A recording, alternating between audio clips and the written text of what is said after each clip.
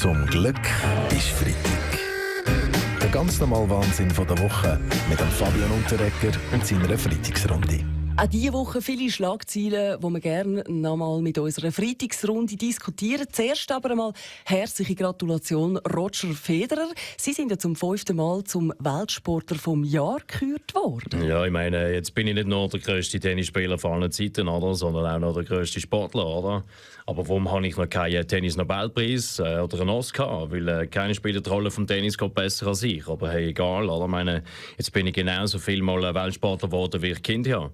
Sie sind aber zum 5. Mal Weltsportler geworden, Herr Federer. Ja, eben. Ja, also sind Sie sicher? Gibt es noch ein uneheliches Kind oder haben Sie jetzt einfach den Durchblick verloren, oder was? Ja gut, meine, ich gebe es zu, oder? Ich sehe von lauter Auszeichnungen meine eigenen Kinder nicht mehr, oder? Aber meine 2 Ehefrauen verzeihen mir das.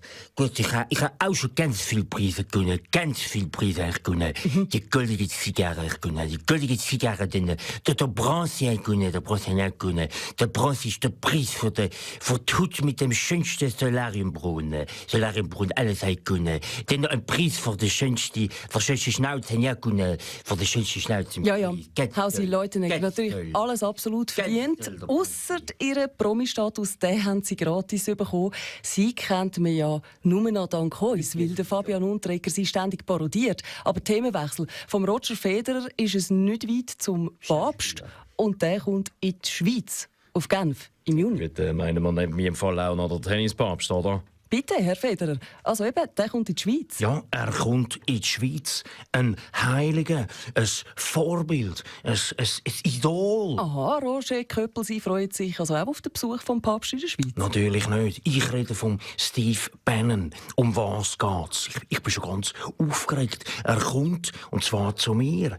Aber Sie bringen mich gerade auf eine Idee mit dem Papst. Ich könnte ihn ja am Flughafen mit einem Weltwochenmobil, ein Auto im Papamobil-Stil abholen und bei der Bahnhofstrasse auf und runter fahren lassen.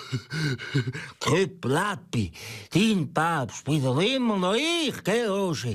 Ich bin dein heiliger Vater.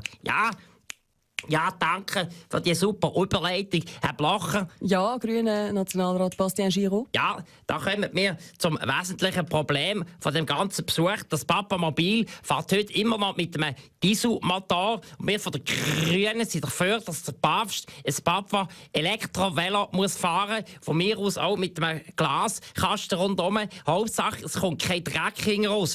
Von mir aus mit seinem Rock auch mit einem Damenmodell, dass er pedalen kann. Zum Glück ist Freitag mit dem Fabian Unterreger. Alle Folgen auch immer online als Video oder Podcast. srf3.ch